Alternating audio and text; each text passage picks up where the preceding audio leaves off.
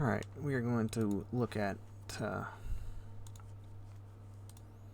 groups. I'm going to open up my training.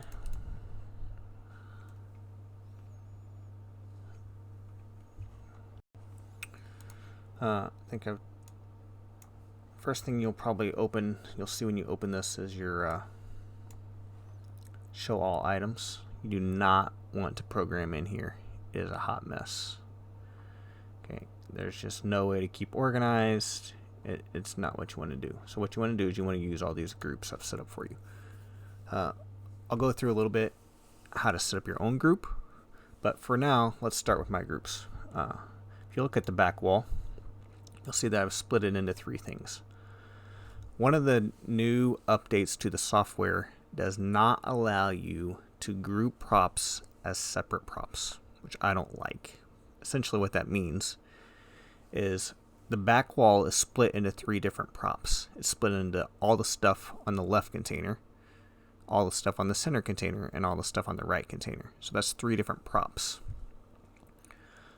I think I should be able to group those and then play them as 3 separate things. And I'll show you what that means here in a second. Essentially, the new software update will not let you do that according to their tech support. So we're going to have to do some copy and pasting if you want that effect. First thing I want to show you though is I clicked on our effects here and I'm going to drag it into the back wall. This is our all back wall. And so that spreads our pinwheel effect across all 3 props. Alright, so that's one effect playing across all 3 things. As you can see that there, I'm going to go ahead and hit OK. If I hit play, you can see what it'll look like playing on the wall there. Alright, I'm going to undo that. Now I'm going to show you what I mean by it would split it across. So if we do that same effect, just playing on the left, you see what that looks like? It just plays on that left wall. The trouble is, there's no way to put them in a group and have that separate effect play on each thing. So what you have to do is you have to select the effect you want. Now come in and select your selector tool over here. On the left, we're going to select the part we want. Then I'm just going to copy with a Control C. I'm going to come here and I'm going to Control Paste, Control V, Control V. Now when I come back out here and get my preview, I get the same prop mirrored across three prop. I get the same effect mirrored across 3 props instead of spread across 3 props. Hope that makes sense. Now you'll be able to do that for pretty much everything that's smart. So you'll see a lot of my effects or a lot of my groups are set up like that. For example, our trees. Now you can do all the trees. So that will spread an effect across all of the trees, all the smart trees. So you got 2 trees on the left, 1 tree in the middle, and you got the 2 trees on the right. One effect spread across all 5 of the smart trees. Or you can do them individually. Okay, I'm going to select the pinwheel. I'm going to come over here and grab my selector tool. I'm going to grab that. I'm going to copy it. Paste it, paste it, paste it, paste it. Now when I go to preview, I've got one effect playing on all 5 the trees exactly the same. Hope that makes sense. As we talked about at our meeting, there are different effects set up for smart and nested trees. Let's look at that real quick. Essentially that's 2 different effects. I wouldn't try to play those at the same time. You either need to use one or the other in a given section of time. So you could use the pinwheel here. Let's use something a little cooler. How about the spiral? That's just going to play from left to right across the trees. Alright, but then you could come down here and you could use spiral. And it's going to do the same thing. Alright, that was a bad example. Let's look at the pinwheel instead. I'm going to go ahead and do that. And I'm going to come back here, select that, and we'll put the pinwheel on that. Alright, so now you can watch the difference in these effects. So the first one, you get just that pinwheel, you get this thing right in the middle, then as it switches, it moves up to the top. Not a huge difference. You're going to notice that difference a lot more on like the center wall than you will on the smart trees. The biggest thing to remember here is if you want the same effect on all 5 of the trees, it's a copy and paste. And I believe, let me check here. I believe you can copy and paste it across all 5 or all the things at the same time. So if I copy there, nope, you can only paste it one thing at a time, one effect. All right, that is mostly how the smart things function. You will notice in the center wall, I gave you a couple of, I got inspired last night, and I created a couple of new and different things. So I'm just going to show you how those work real quick. Here, I'm going to look at, let's look at the spiral. Spiral may be a bad example. Let's look at the pinwheel. Here's the pinwheel on the nested. The pinwheel there. Pinwheel on idea 3. And I believe my pinwheel on idea 4 will probably be the same. Nope, it splits it. Alright, so you're just going to have to play around with these. But essentially, here's how the center wall would look with the exact same effect spread across my 4 views. Alright, so you got this pinwheel. Then it switches to the center. Fade in and out. Split it. Alright, one thing of note. If you want to write text across the center wall, you absolutely must use the center wall preview. I'm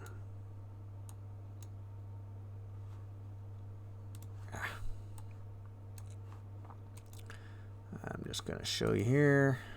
We'll get hi mom, and that's going to scroll across, and it's going to look something like hi mom. Alright, I didn't set it to scroll. If you set that same effect on your idea 4, you get this, which is not quite as pretty. And it will not be as good on the other things either. So if you want to do text on your center wall, it must be on the center wall preview. I did set up a couple of other groups, like an all center container, and this is a mixture of smart and dumb things. So you cannot, like, if I got my thing here and I set this across and I do a pinwheel, I am a total liar. That's kind of cool. I did not expect that. Alright, you get that effect. What happens if you do a spiral? That's kind of cool. One of the things I did not do that you're welcome to do is create a group of your own. I take that back. One of the things I didn't do is set up a everything in the show. And you may want to do like an everything in the show like flashes red. So I'm going to go ahead and show you how to set that up. And then if you want to do your own groups, you'll know how. So what we're going to do is we're going to come over here. We're going to add a new view. And we're going to call this just simply all. Alright, you can call it whatever you want. Here's everything in your group. Props is like your individual strings of lights. Your back wall center, that's this string right here. All right, so you can select just that one string and pick it in there. If you're setting up new groups, I would probably say use the preview groups because it's already in there. And for our all, what we can simply do is select our containers. So we've got our all left container, our all center container, and then our all right container. There we go. Now, you could do those individually. Like you could, I'm going to do this effect. I'm going to come in here and you can copy and paste. The other thing you could do is you could select these three things,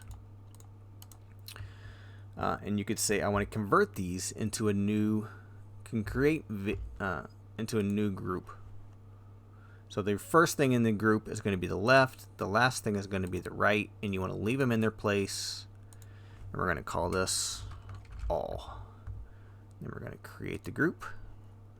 Now we've got an all that will spread our effect across everything in all the containers.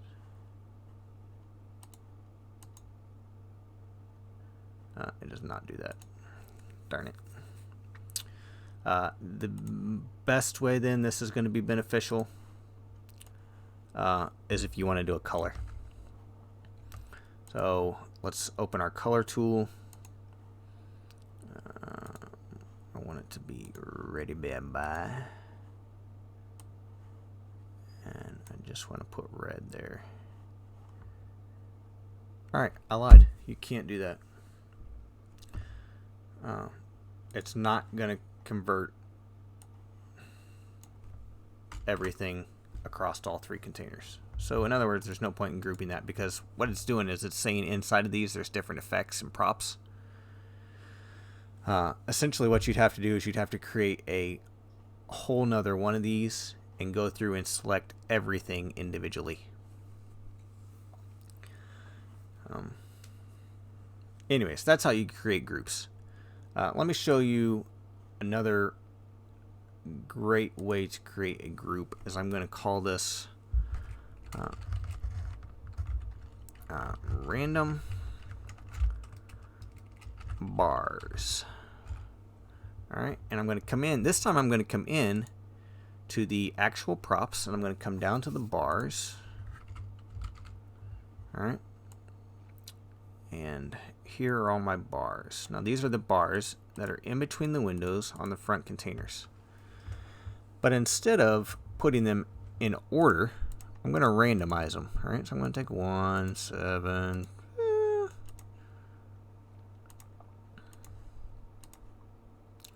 Just make sure I got everything in here.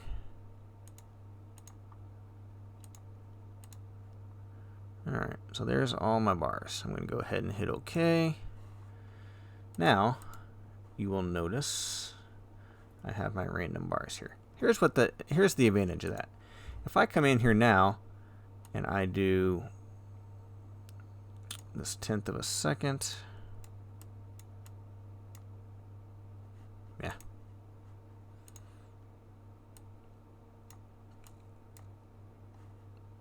Seriously? And then I'm going to chase it down. Grab my chase tool. I'm going to chase that from here to here. Okay.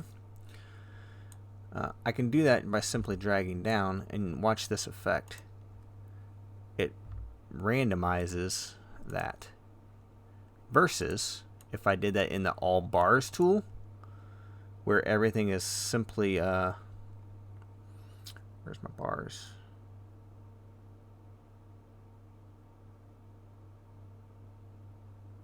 Huh? I missed the bars. Alright, so let's go create a bars tool.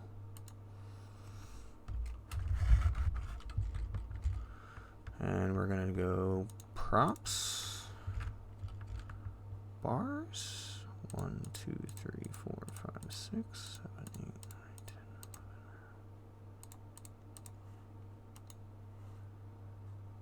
you would have to program it like that to get the same effect. If you come in here and you program it like this, oops.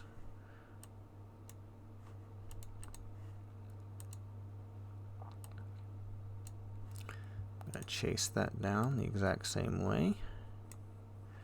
Alright, so let's watch now our different effects by just programming in a different group. We get that random versus that left to right. So by reordering your group,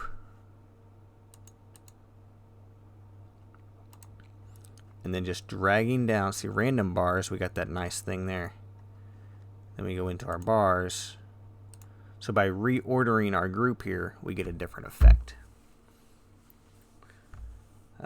So that's one thing you could do to set up a new view. I hope everything else makes sense.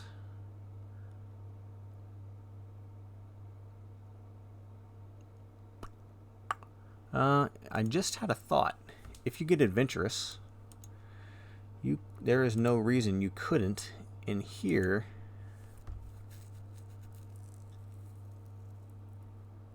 I'm going to go ahead and delete this random bars. All right. There's no reason in my bars view I couldn't say let's convert to a new view. As long as you click leave these in their existing location. I'm going to do all bars. Leave them there. And then I'm going to do another one and convert it to a group. And I'm going to do a random. And I'm going to do this. Leave them in their existing location because I still want to be able to do one bar individually. So like if I just want to do bar 1 and 2, I can do that by leaving those bars there. Now, I can come in here to my random group, and I can reorder these to be random. Then, I don't have two different groups of bars. I just have one group of bars with random and normal inside of there.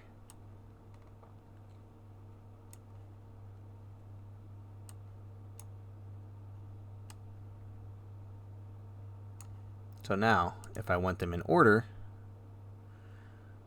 I'll program on the all bars. Go to my chase, slash that down on the all bars.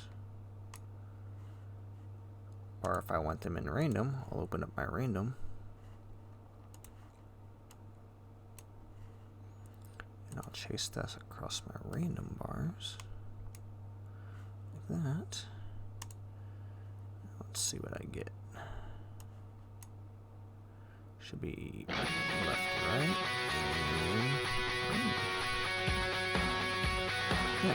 So, a couple of different ways you can play there. If you like having if you don't like opening up these groups, you can put this into its own, and then when you come in here, you don't have to open them to see the order. So, two different ways you can play there. Let me see what else. I think that's about it. Oh, there's my window bar floods down there. I didn't need this bars group after all.